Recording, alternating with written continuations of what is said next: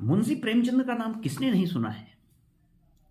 हिंदी और उर्दू साहित्य में इन्होंने काम किया है और ये एक हिंदी साहित्य के प्रसिद्ध कहानीकार रहे हैं और इसके साथ ही साथ ये कहानीकार के साथ साथ उपन्यासकार भी रहे हैं।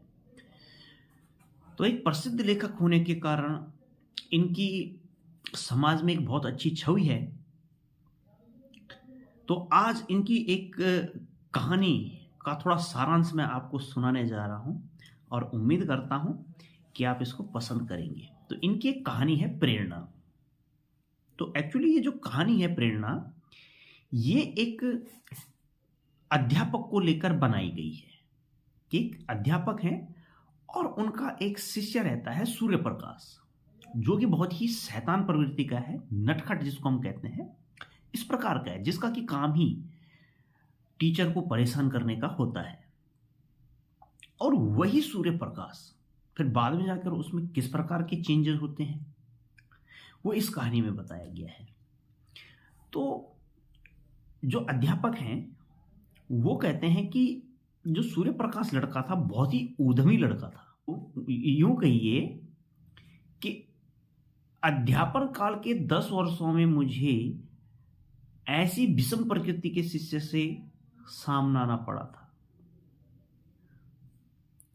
कपट क्रीड़ा में उसकी जान बसती थी, यानी कि वो बहुत ही क्या था, शैतान था।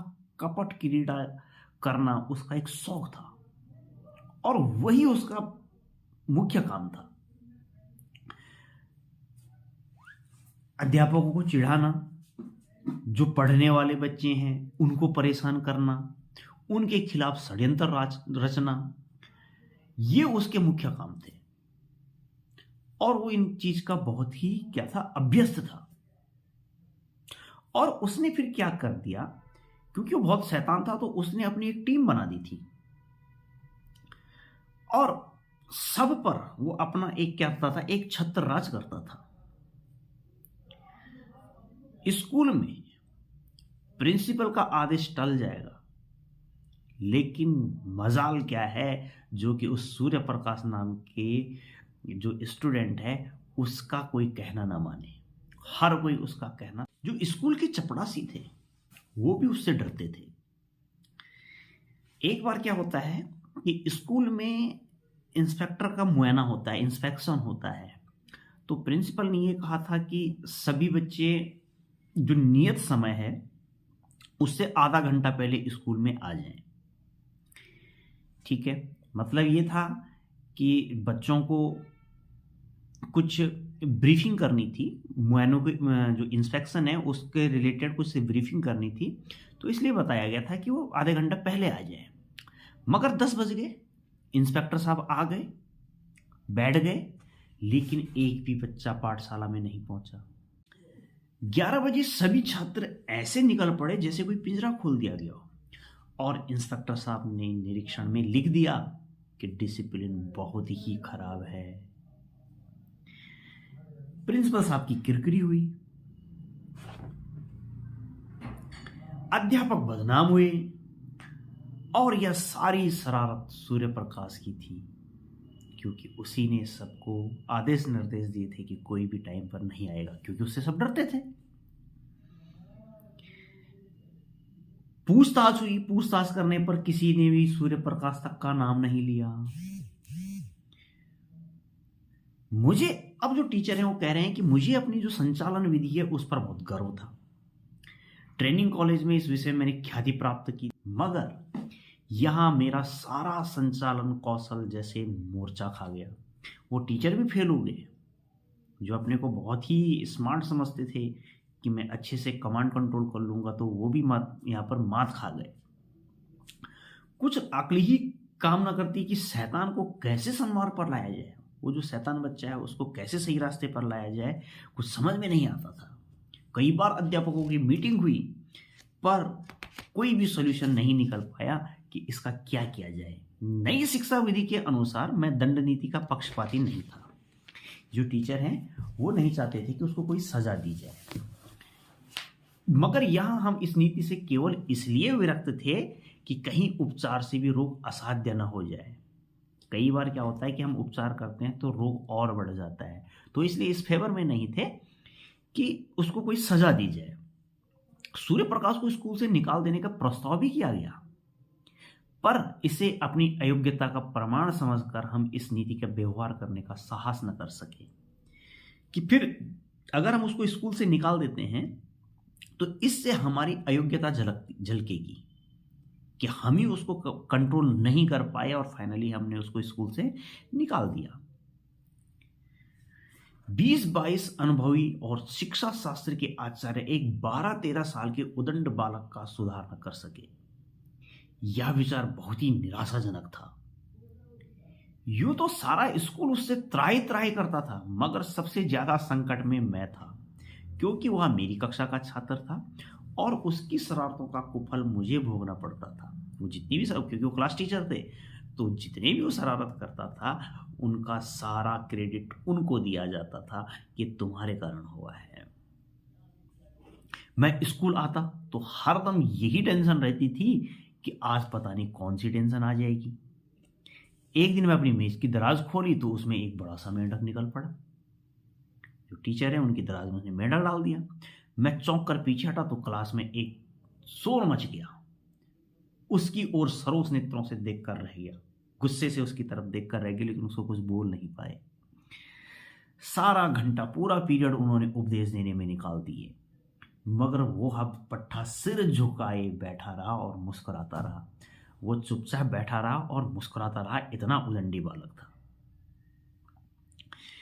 एक दिन जो टीचर कहते हैं कि एक दिन मैंने गुस्से से कहा, तुम इस कक्षा से उम्र भर नहीं पास हो सकते, तुम कभी भी पास नहीं हो सकते। तो सूर्य प्रकाश ने अविचलित भाव से कहा, आप मेरे पास होने की चिंता न करें, मैं हमेशा पास हुआ हूं और आगे भी पास हो जाऊंगा। तो वो जो टीचर है उन्होंने कहा, असंभव, ऐसा नहीं हो सकता है। तो सूर्य प्रकाश ने कहा, असंभव संभव हो जाएगा। मैं आश्चर्य से उसका मुंह देखने लगा। जहीन से जहीन लड़का भी अपनी सफलता का दावा इतने निर्विवाद रूप से न कर सकता था। चाहे कैसा भी बच्चा हो, वो अपनी सफलता का दावा नहीं कर सकता इतना कि मैं तो पास हो ही जाऊंगा। तो टीचर ने सोचा कि ये शायद प्रश्न पत्र को कहीं से लीक कर देगा, उड़ा देगा। तो उन्होंने इसके लिए बहुत ही तैयारी की कि कहीं से क्वेश्चन पेपर लीक ना हो जाए।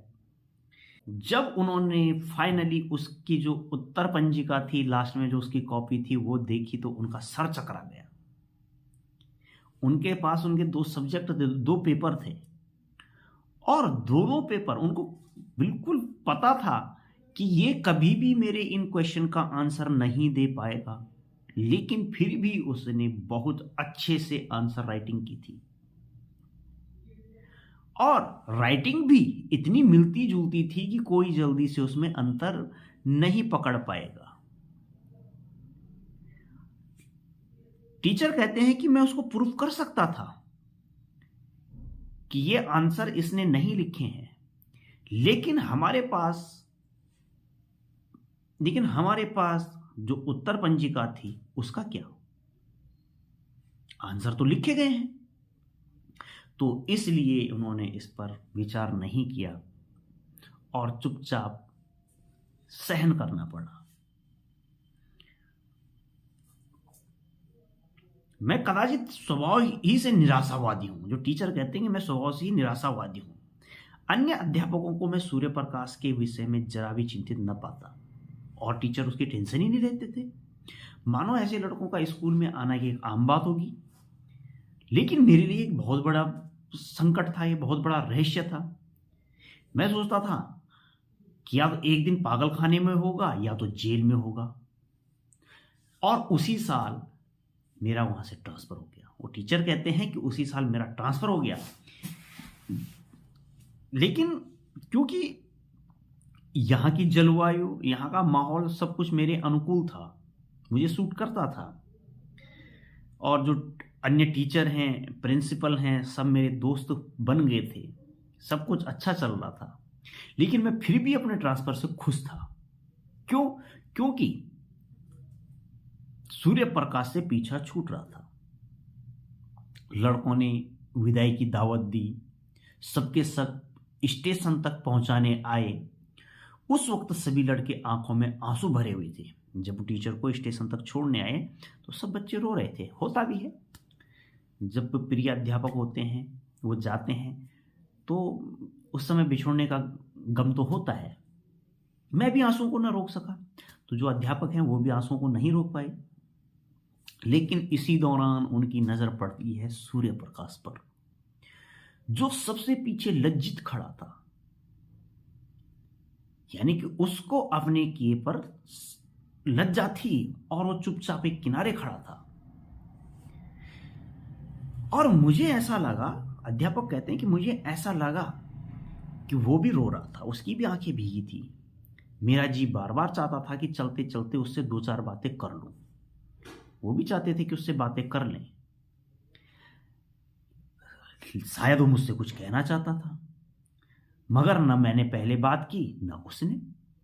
अक्सर ऐसा हो जाता है, हम सोचते हैं कि दूसरा पहले बात करे, दूसरा सोचता है ये पहले बात करे, और ऐसे में बातें अधूरी रह जाती हैं।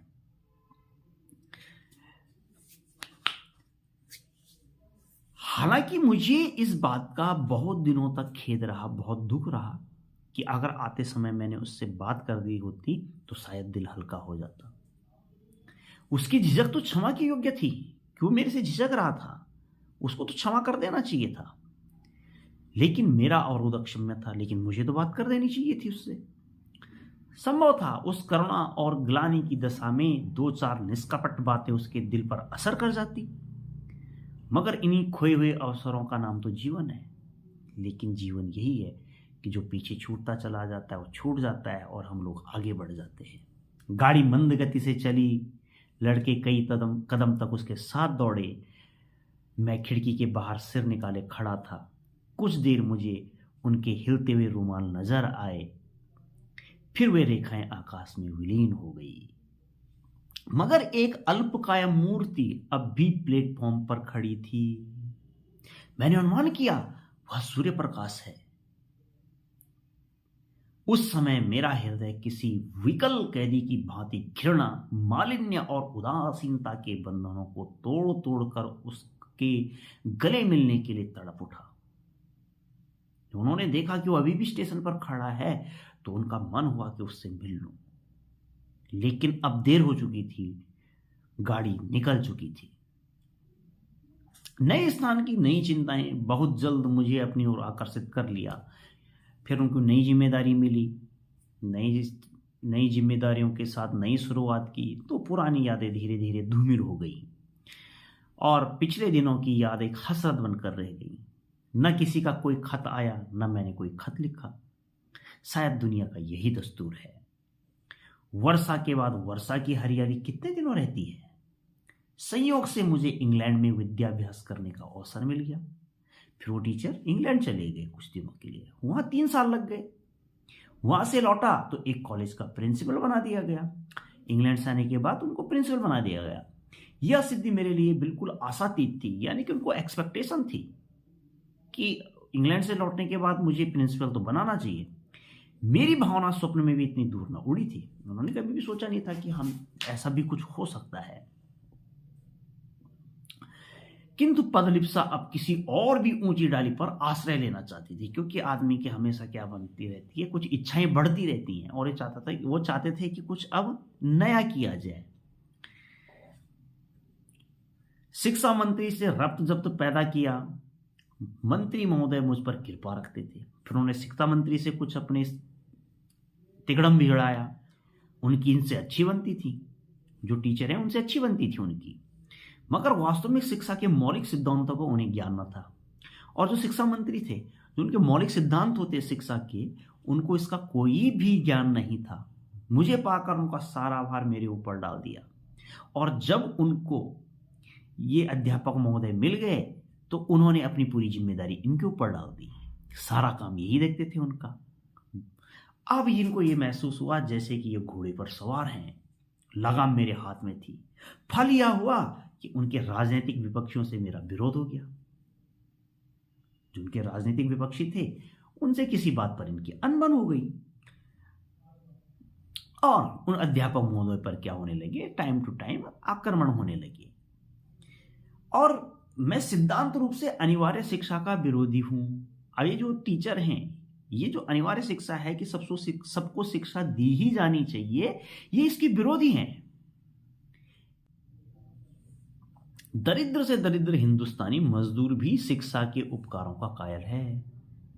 उसके मन में यह अभिलाषा होती है कि मेरा बच्चा 4 अक्षर पढ़ जाए, इसलिए नहीं कि उसे कोई अधिकार मिलेगा, बल्कि केवल इसलिए कि विद्या मानवीय सील का एक श्रृंगार है।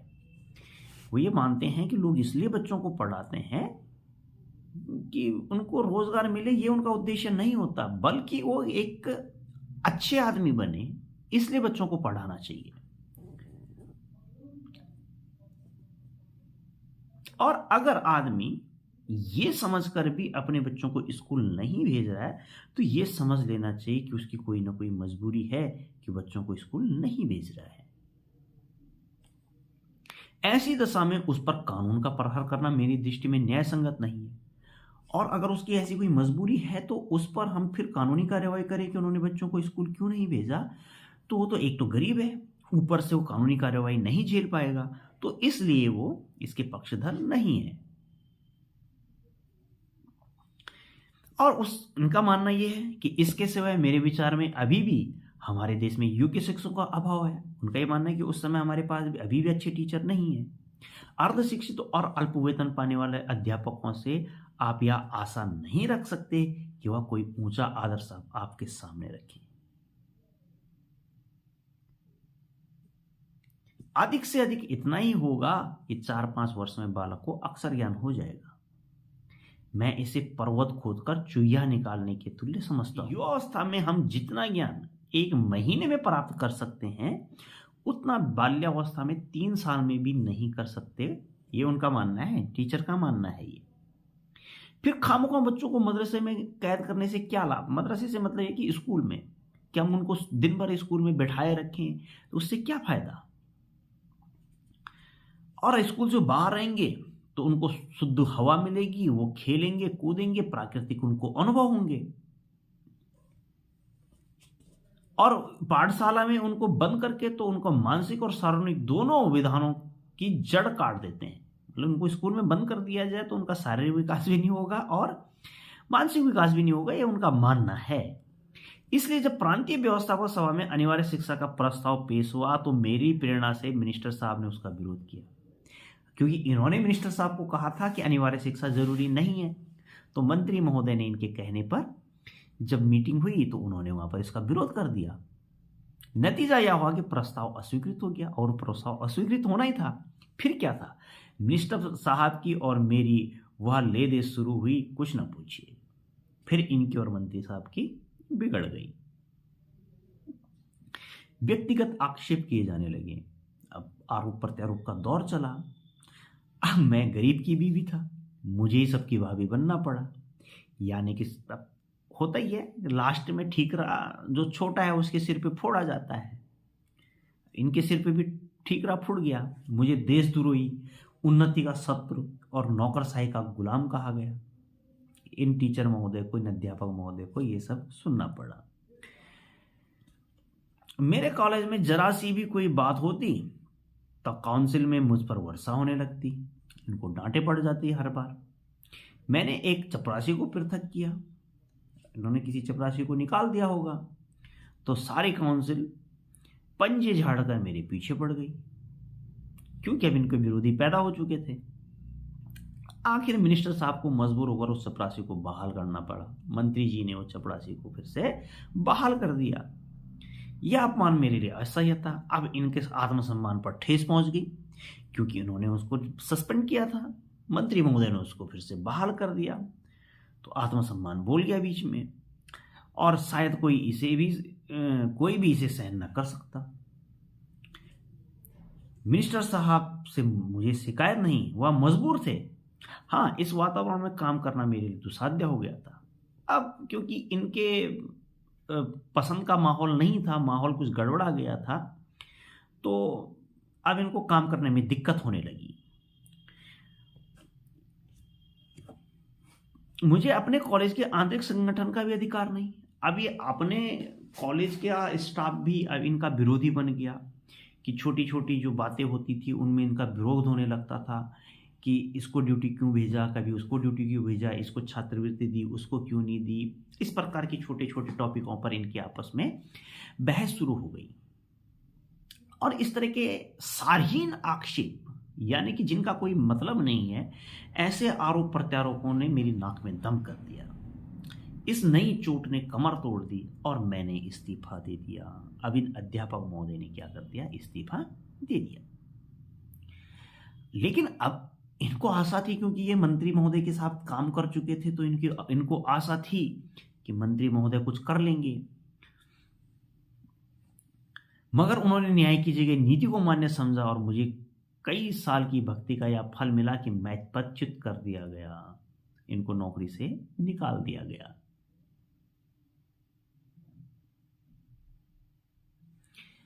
संसार का ऐसा कटु अनुभव मुझे अब तक न हुआ था। अभी कहते हैं कि ये मेरी जिंदगी का अब तक का सबसे कठिन, मतलब एक सबसे कड़वा अनुभव था। ये ग्रह भी कुछ बुरे आ गए थे। इनका मानना यह है कि ग्रह भी कुछ बुरे चल रहे थे। और उन्हीं दिनों इनकी पत्नी का भी देहांत हो गया और स्थितियां ये थी कि उनके अंतिम दर्शन भी नहीं कर सके। शाम का टाइम था, नदी के किनारे सैर करने गए। वह कुछ अस्वस्थ थी, लौटा तो उनकी लाश मिली। हो सकता है हार्ट अटैक हुआ हो। और जब ये सब घटना उनके साथ घटी तो इस आघात ने उनकी कमर तोड़ दी।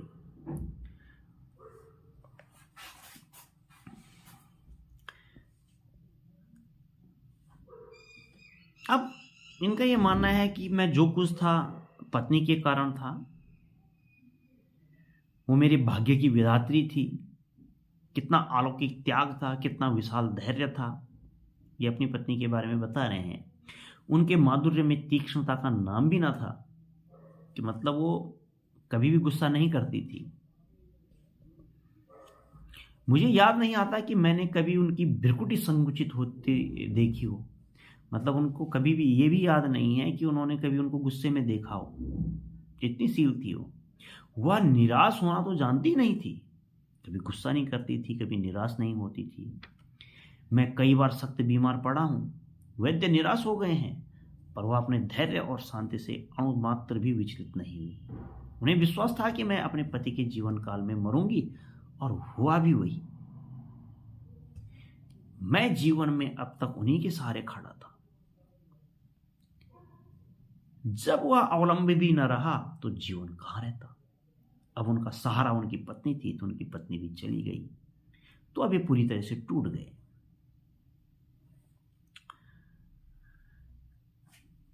खाने और सोने का नाम ही जीवन नहीं है। अब उनको लगेगा कि जीवन में पूरी निराशा हो गई, अब हमने खा लिया, सो गए, तो यही जीवन नहीं है। जीवन नाम है सदैव आगे बढ़ते रहने का, लगन का। यह लगन गायब हो गई। अब आगे बढ़ने की लगन तो गायब हो गई है। मैं संसार से विरक्त हो गया। अभी टीचर, अब इनका संसार से मोह भंग हो गया और एकांतवास में जीवन के दिन व्यतीत करने का निश्चय करके एक छोटे से गांव में जा बसा। अब इन्होंने मन बना दिया कि अब किसी ऐसी जगह जाया जाए जहां एकांत हो, और एक छोटे से गांव में जाकर ये बस गए। उस गांव में चारों तरफ ऊंचे ऊंचे टीले थे, एक और गंगा बहती थी। मैंने नदी के किनारे एक छोटा सा घर बना लिया और उसी में रहने लगा। लेकिन काम करना तो मानवीय स्वभाव है, काम तो करेगा ही आदमी। बेकारी में जीवन कैसे कटता। मैंने एक छोटी सी पाठशाला खोल ली। अब इन्होंने उस गांव में ही क्या कर दी, एक छोटी सी पाठशाला खोल दी। एक वृक्ष की छांव में वहां के बच्चों को पढ़ाने लग गए और धीरे धीरे वहां फेमस हो गए, प्रसिद्ध हो गए। और आसपास के गांव के छात्र भी इनके पास पढ़ने के लिए आने लगे। और एक दिन ये अपनी क्लास में थे, वहीं पर पेड़ के नीचे जब बैठकर पढ़ा रहे थे, तो एक कार आकर रुकी, मोटर आकर रुकी। मोटर यानी कि उस समय जो उनकी गाड़ी होती थी, कार, वो आकर रुकी। उसमें से एक जिले के डिप्टी कमिश्नर उतर पड़े। ठीक, मैं उस समय केवल एक कुर्ता और धोती पहने हुए थे। इस वेश में एक हाकिम से मिलते हुए शर्म आ रही थी। अब एक धोती और कुर्ता पहने हुए थे और वो डिप्टी कमिश्नर उस जिले के, तो इनको शर्म आ रही थी। डिप्टी कमिश्नर मेरे समीप आए तो मैंने झेपते हुए हाथ बढ़ाया, उन्होंने भी हाथ बढ़ा दिया, मगर वह मुझसे हाथ मिलाने के बदले मेरे पैरों की ओर झुके और उन पर सिर रख दिया। जो डिप्टी कमिश्नर थे उन्होंने इनके पांव पे अपना सिर रख दिया और जो टीचर आए थे ये सकपक आ गए कि ये क्या हुआ, इनके मुंह से कोई शब्द ही नहीं निकल पाए। ये कहते कि मैं अंग्रेजी अच्छी लिखता हूं, दर्शन शास्त्र का भी आचार्य हूं, व्याख्यान भी अच्छे ले देता हूं, मगर इन गुणों में भी श्रद्धा के योग्य नहीं। श्रद्धा तो ज्ञानियों और साधुओं की अधिकार की वस्तु है। अगर मैं ब्राह्मण होता तो एक बात थी, मतलब वो एक पशु पेश में है कि ये आदमी मेरे पांव पे क्यों पड़ा। मैं इतना विद्वान भी नहीं हूं, मैं कोई ब्राह्मण भी नहीं हूं कि कोई मेरे पांव में पड़े। हालांकि एक सिविलियन का किसी ब्राह्मण के पैरों पर सिर रखना अचिंतनीय है। मैं अभी इसी विषय में पढ़ा होता, अभी सोच में पड़े हैं कि ये आदमी अक्सर, ये डिप्टी कमिश्नर अक्सर मेरे पांव में क्यों गिरा। तो इसी दौरान डिप्टी कमिश्नर ने सिर उठाया और मेरी तरफ देखकर कहा, आपने शायद मुझे पहचाना नहीं। इतना सुनते ही मेरे स्मृति नेत्र खुल गए, इनको तुरंत याद आ गया। बोला, आपका नाम सूर्य प्रकाश तो नहीं है? जी हां, मैं आपका वही अभागा शिष्य हूं। 12-13 वर्ष हो गए। सूर्य प्रकाश ने मुस्कुराकर कहा, अध्यापक लड़कों को भूल जाते हैं पर लड़के उन्हें हमेशा याद रखते हैं। मैंने उसी विनोद के भाव से कहा, तुम जैसे लड़कों को भूलना असंभव है। सूर्य प्रकाश ने विनीत स्वर में कहा, उन्हीं अपराधों को क्षमा कराने के लिए सेवा में आया हूं। मैं सदैव आपकी खबर लेता रहता था। जब आप इंग्लैंड गए तो मैंने आपके लिए बधाई पत्र लिखा पर उसे भेज ना सका।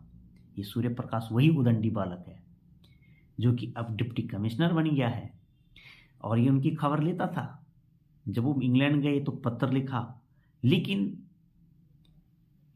उनको वह संकोच के कारण भेज नहीं पाया। जब आप प्रिंसिपल हुए मैं इंग्लैंड जाने को तैयार था और जिस दौरान ये प्रिंसिपल बने, ये अध्यापक महोदय, तब ये इंग्लैंड चले गया था सूर्य प्रकाश। वहां मैं पत्रिकाओं में आपके लेख पढ़ता रहता था। इन्होंने उनके लेख वहां की मैगजीन वगैरह में पढ़ी। जब लौटा तो मालूम हुआ कि आपने इस्तीफा दे दिया और कहीं देहात में चले गए हैं। इसको पता चला उन्होंने इस्तीफा दे दिया है। इस जिले में आए मुझे 1 वर्ष से अधिक हुआ। अब जी सूर्य प्रकाश है, इनको आए हुए यहाँ 1 साल से ऊपर हो गया, लेकिन उनको बिल्कुल भी अनुमान नहीं था सूर्य प्रकाश को कि ये जिनके अध्यापक हैं ये यहाँ किसी गांव में स्वास्थ्य लाभ ले रहे हैं। सूर्य प्रकाश पूछ रहा है कि आपका इस गांव में, उजाड़ गांव में कैसे मन लगता है? इतनी अवस्था में आपने वानप्रस्थ ले लिया है। मैं नहीं कह सकता कि सूर्य प्रकाश की उन्नति देखकर मुझे कितना आश्चर्य और आनंद हुआ। वे कह रहे हैं कि सूर्य प्रकाश जो उदंडी बालक, जिसको ये सोचते थे कि या तो ये कभी किसी जेल में मिलेगा या पागलखाने में मिलेगा, और आज वो जिले का डिप्टी कमिश्नर है। वो इतना खुश थे, आश्चर्यचकित भी थे और खुश भी थे। अगर वह मेरा पुत्र होता तो भी इससे अधिक आनंद न होता। मैं उसे अपने झोपड़े में लाया और अपनी राम कहानी सुनाई। सूर्य प्रकाश ने कहा, तो कहिए कि आप अपने ही एक भाई के विश्वासघात के शिकार हुए। मेरा अनुभव तो अभी बहुत कम है, मगर इतने ही दिनों में मुझे मालूम हो गया है कि हम लोग अभी अपनी जिम्मेदारियों को पूरा करना नहीं जानते। मिनिस्टर साहब से मुलाकात हुई तो पूछूंगा कि यही आपका धर्म था। तो फिर क्योंकि ये सूर्य प्रकाश कह रहा है कि मंत्री जी से मिलूंगा तो उनसे पूछूंगा कि आपने भाई ऐसा क्यों किया। तो जो अध्यापक हैं वो कहते हैं कि मैंने जवाब दिया, भाई उनका दोष नहीं है, संभव है इस दशा में मैं भी वही करता जो उन्होंने किया। मुझे अपनी स्वार्थ लिप्सा की सजा मिल गई और उसके लिए मैं उनका ऋणी हूं। अब वो कह रहे हैं कि मैं मतलब एक बनावटी बात नहीं बोल रहा हूं, सत्य कहता हूं, मुझे जो शांति है वह और कहीं न थी। वो कहते हैं कि अब मैं बहुत शांत हूं, मैं सुखी हूं, मुझे कोई दुख नहीं है। इस एकांत जीवन में मुझे जीवन के तत्वों का वह ज्ञान हुआ जो संपत्ति और अधिकार की दौड़ में किसी तरह संभव न था। वो बोल रहे हैं कि इस एकांत में अब मैं जीवन को समझ गया हूं। संभवतः मैं अगर अभी वहां होता तो जीवन की दौड़ में लगा रहता तो शायद जीवन के जो मूलभूत तत्व हैं उनको नहीं समझ पाता, मैं ही लगी रहती थी। यहाँ मैं अपने चारों ओर संतोष और सरलता देखता हूँ। अब वो खुश हैं, यहाँ संतोष है, सरलता है, शांत है। मेरे पास जो लोग आते हैं कोई स्वार्थ लेकर नहीं आते और न मेरी सेवाओं में प्रशंसा या गौरव की लालसा है। मुझे भी ऐसा नहीं है कि कोई मेरी प्रशंसा करे। और इतना कहकर उन्होंने सूर्य प्रकाश के चेहरे की ओर गौर से देखा तो सूर्य प्रकाश के चेहरे पर कपट मुस्कान की जगह ग्लानि का रंग था। शायद यह दिखाने आया था कि आप जिसकी तरफ से इतने निराश हो गए थे वह अब इस पद को सुशोभित कर रहा है। मैं दिखाने आया था कि जिसको आपने ये कहा था कि या तो पागल खाने में होगे या फिर जेल में रहोगे, आज वो सफलता के उच्चतम स्तर पर है। अब अध्यापक महोदय कहते हैं कि शायद वो अपने बारे में कुछ बताना चाहता था, अपनी सफलता के बारे में बताना चाहता था, लेकिन मैंने सफलता के बारे में इतना कुछ कह दिया कि शायद मैंने गलत कह दिया है और उनको लगा कि मुझसे तो भूल हो गई है। एक संपन्न आदमी के सामने समृद्धि की निंदा करना उचित नहीं है। मैंने तुरंत बात पलट दी। अब जो अध्यापक है उन्होंने तुरंत बात पलट दी और कहा, मगर तुम बताओ तुम्हारे क्या हाल हैं, तुम्हारी यह काया पलट कैसे हुई, अचानक ऐसे कितना बदल गए। तुम्हारी शरारतों को तो याद करता हूं तो अब भी रोए खड़े हो जाते हैं, अब भी रोंगटे खड़े हो जाते हैं। किसी देवता के वरदान के सिवा और तो कहीं यह विभूति न प्राप्त हो सकती थी। वो कहते हैं कि भाई किसी देवता का वरदान ही मिला होगा, किसी भगवान का वरदान मिला होगा, वरना तो ऐसा हो ही नहीं सकता। तो सूर्य प्रकाश ने मुस्कुरा कर कहा, आपका आशीर्वाद था। तो जब अध्यापक ने बहुत आग्रह किया कि बताओ कि ये सब कैसे हुआ, तब सूर्य प्रकाश ने अपना वृत्तांत सुनाना शुरू किया। तो सूर्य प्रकाश बोलता है अध्यापक को कि आपके चले जाने के बाद कई दिन बाद मेरा भाई स्कूल में दाखिला हुआ। क्योंकि मेरे भाई का स्कूल में दाखिला हुआ, उसकी उम्र 8-9 साल से ज़्यादा न थी। अब जो सूर्य प्रकाश का मेरा भाई है उसकी उम्र 8 या 9 साल से ज़्यादा नहीं है। प्रिंसिपल साहब उसे हॉस्टल में न लेते थे। प्रिंसिपल साहब ने उसको हॉस्टल में लिया नहीं और न मामा साहब उसके ठहरने का प्रबंध कर सकते थे और मामा जी पे इतने पैसे नहीं थे कि उसके रुकने का कुछ प्रबंध कर सकते थे। उन्हें इस संकट में देखकर मैंने प्रिंसिपल साहब से कहा उसे मेरे कमरे में ठहरा दीजिए। अभी जो सूर्य प्रकाश है इसने प्रिंसिपल साहब से कहकर उसको अपने साथ में रोक दिया। तो प्रिंसिपल साहब ने इसको नियम विरुद्ध बतलाया। उन्होंने कहा कि भाई ये एक हॉस्टल में 2 लोग नहीं रह सकते एक रूम पे, नियम विरुद्ध बताया। इस पर मैंने बिगड़कर उसी दिन हॉस्टल छोड़ दिया और एक किराए का मकान लेकर मोहन के साथ रहने लगा। तो इसने हॉस्टल छोड़ दिया और जो मोहन इसका मेरा भाई है उसके साथ ही किराए के मकान पर रहने लगा।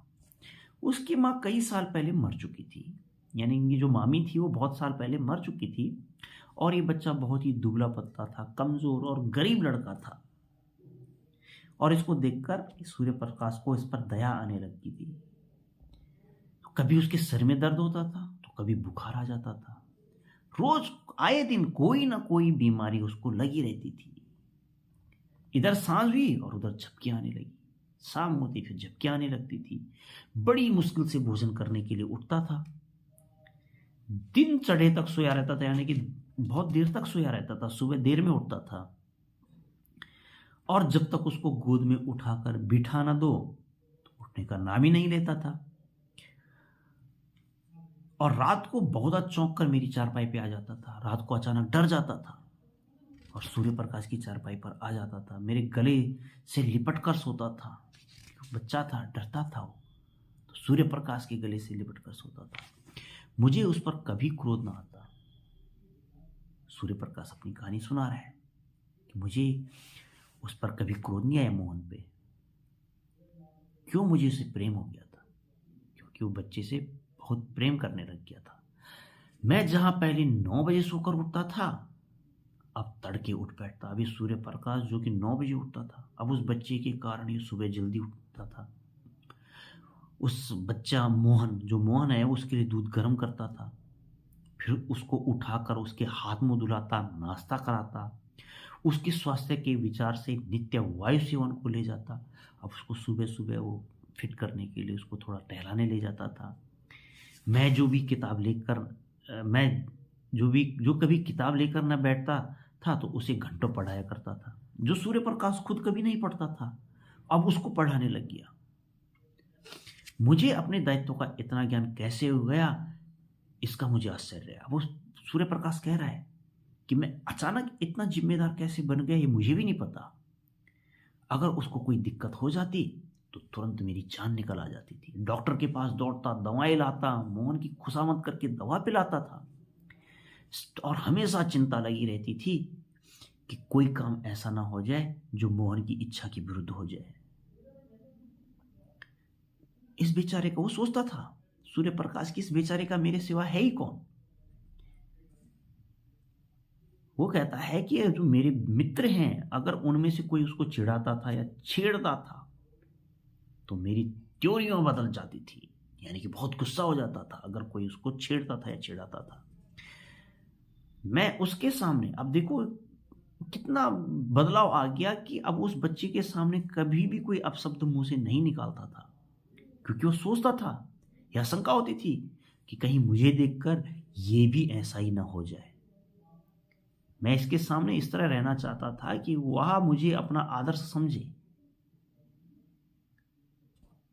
ठीक है, उसको रोल मॉडल, वो ये चाहता था कि ये बच्चा मुझे अपना रोल मॉडल माने। इसके लिए मानवीय बात थी कि मैं अपना चरित्र सुधारूं, और इसके लिए जरूरी था कि मैं जब एक अच्छा चरित्रवान बनूंगा तो ये मुझसे वही सीखेगा। वह मेरा 9 बजे सोकर उठना, 12 बजे तक मटर गश्ती करना, नई नई शरारतों के मंसूबे बांधना और अध्यापकों की आंख बचाकर स्कूल से उड़ जाना, सब खत्म हो गया। धीरे धीरे सब खत्म हो गया। स्वास्थ्य और चरित्र पालन के सिद्धांतों का मैं शत्रु था। जिन चीजों को कभी शत्रु हुआ करता था, स्वास्थ्य चरित्र पालन का जो शत्रु था, अब वो उन्हीं नियमों को फॉलो करने लग गया सूर्य प्रकाश। कभी मैं भगवान का उपवास किया करता था, पक्का, अब वो पक्का आस्तिक हो गया था, पूजा पाठ करने लग गया था। वह बड़े सरल भाव से पूछता, परमात्मा सब जगह रहते हैं तो मेरे पास भी रहते होंगे? इस प्रश्न का मजाक उड़ाना मेरे लिए असंभव था। मैं कहता था, हाँ, परमात्मा तुम्हारे हमारे सबके पास रहते हैं और हमारी रक्षा करते हैं। यह आश्वासन पाकर उसका चेहरा आनंद से खुल उठता था और वो कदाचित क्या होता था कि वो परमात्मा की सत्ता का अनुभव करने लगता था। साल ही भर में मोहन कुछ से कुछ हो गया, और जो मोहन इतना दुबला पतला बीमार था, ये सूर्य प्रकाश की मेहनत से वो अच्छा हो गया। मामा साहब 2 बार आए तो उसे देखकर चकित हो गए। मामा जी आए तो खुश हो गए, उनका बेटा अब हेल्दी हो गया था। आंखों में आंसू भरकर बोले, बेटा तुमने इसको चिढ़ा दिया, नहीं तो मैं निराश हो चुका था। और उसके मामा जी कहते हैं कि इसका पुण्य तुम्हें जरूर मिलेगा, इसकी मां स्वर्ग में बैठे वे तुम्हें आशीर्वाद दे रही है। सूर्य प्रकाश की आंखें उस वक्त भी सजल हो गई थी। मैंने पूछा, मोहन भी तुम्हें बहुत प्यार करता होगा? सूर्य प्रकाश के सजल नेत्र, यानी कि आंसू भरे नेत्र से भरा हुआ आनंद चमक उठा और बोला, वह मुझे 1 मिनट के लिए भी न छोड़ता था। मेरे साथ बैठता, मेरे साथ खाता, मेरे साथ सोता। मैं ही उसका सब कुछ था। वह संसार में नहीं है। मगर मेरे लिए वह अब भी उसी तरह जीता जागता है। मैं जो कुछ हूं उसी का बनाया हुआ हूं।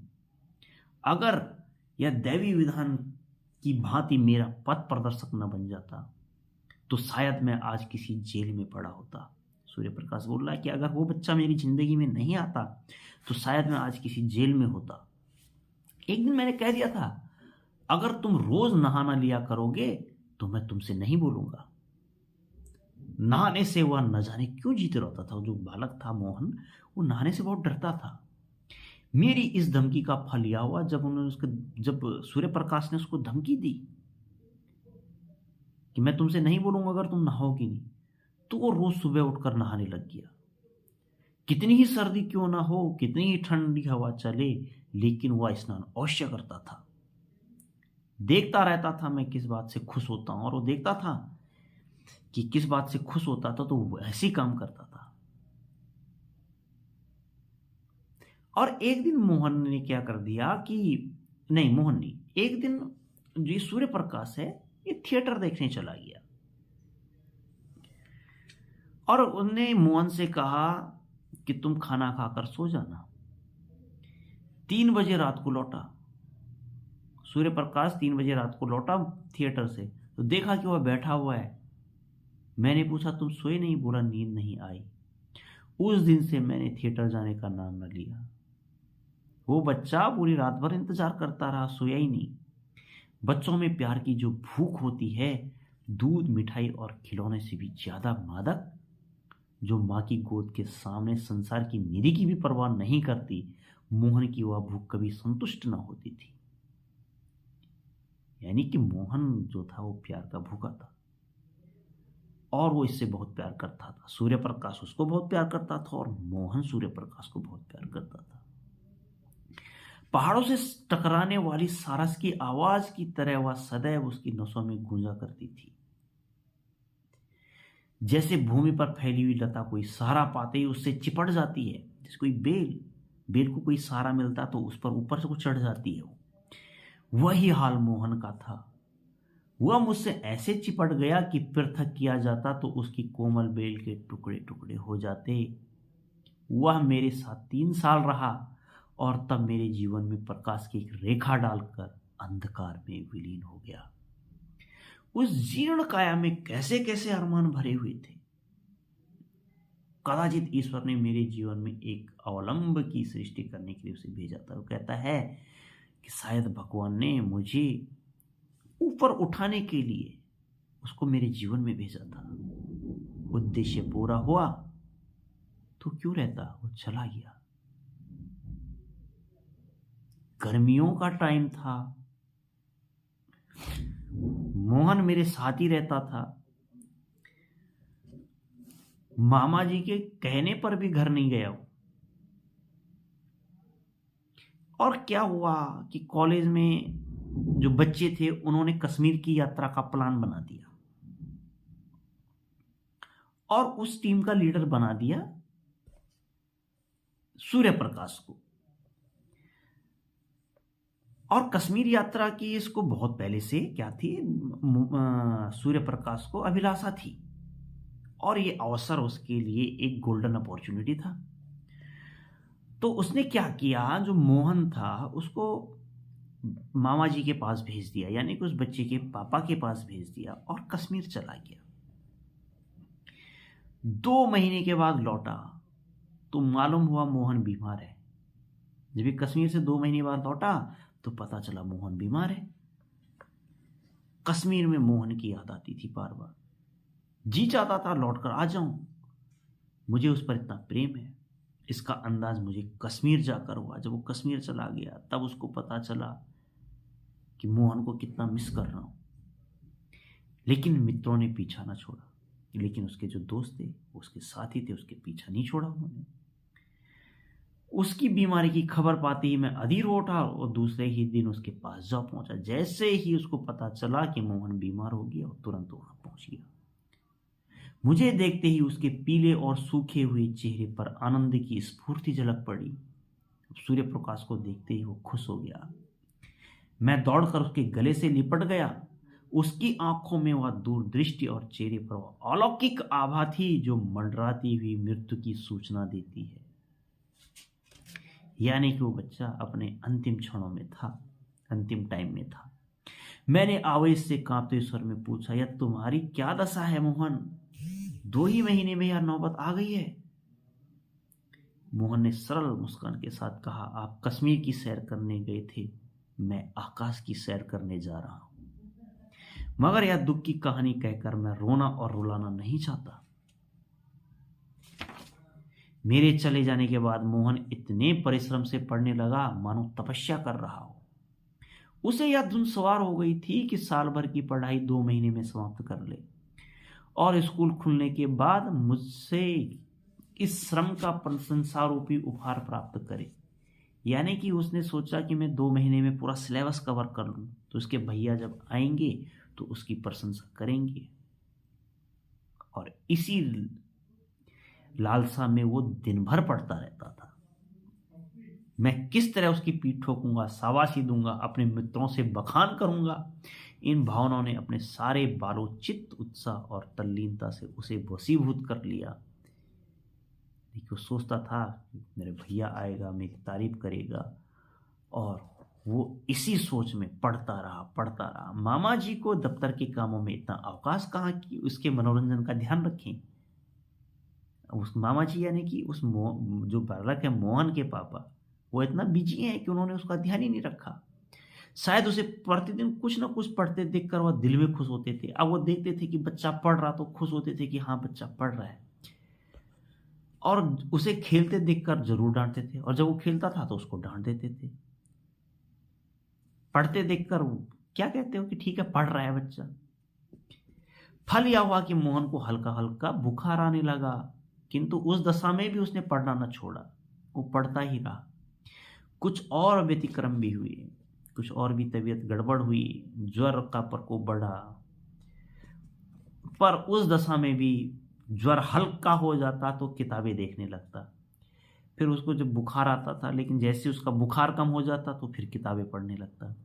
उसके प्राण मुझ में ही बने रहते, क्योंकि उसका ध्यान क्या था, भैया पर था, सूर्य प्रकाश पर था।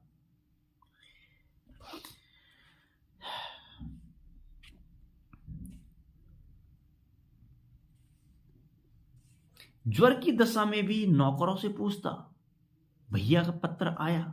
पूछता था भैया का पत्र आया, वो कब आएंगे? इसके सिवा और कोई दूसरी अभिलाषा न थी। अगर मुझे मालूम होता कि मेरी कश्मीर यात्रा इतनी महंगी पड़ेगी तो मैं कभी भी कश्मीर जाने का नाम नहीं लेता। उसे बचाने के लिए मुझसे जो हो सकता था मैंने सब किया, किंतु बुखार टाइफाइड था, उसकी जान लेकर ही उतरा। उसके जीवन के स्वप्न मेरे लिए किसी ऋषि के आशीर्वाद बनकर मुझे प्रोत्साहित करने लगे, और उसी का शुभ फल है कि आज आप मुझे इस दशा में देख रहे हैं। यानी कि उसने जो 2-3 साल मोहन की सेवा की, उसको जिलाया, उसी का आशीर्वाद उसको मिला, और उसका कहना यह है कि उसी का फल है कि आज मैं डिप्टी कलेक्टर बनकर आपके सामने हूं। मोहन की बाल अभिलाषाओं को प्रत्यक्ष रूप में लाकर यह मुझे संतोष होता है कि शायद उसकी पवित्र आत्मा मुझे देखकर प्रसन्न होती हो। यही प्रेरणा थी जिसने कठिन से कठिन परीक्षाओं में भी मेरा बेड़ा पार लगाया, नहीं तो मैं आज भी वही मंद बुद्धि सूर्य प्रकाश हूं जिसकी सूरत से आप चिढ़ते थे। उस दिन से मैं कई बार सूर्य प्रकाश से मिल चुका हूं। अभी अध्यापक बोल रहे हैं कि उस दिन से मैं कई बार सूर्य प्रकाश से मिल चुका हूं। वह जब इस तरफ आ जाता है तो बिना मुझसे मिले नहीं जाता। मोहन को अब भी वह अपना इष्ट देव समझता है, और जो बालक है, मोहन बालक था, उसको अभी भी इष्ट देव मानता है, क्योंकि उसी के कारण आज वो सफलता को प्राप्त हुआ है। मानव प्रकृति का यह एक ऐसा रहस्य है जिसे मैं आज तक नहीं समझ सका, और यहीं पर यह कहानी खत्म हो जाती है।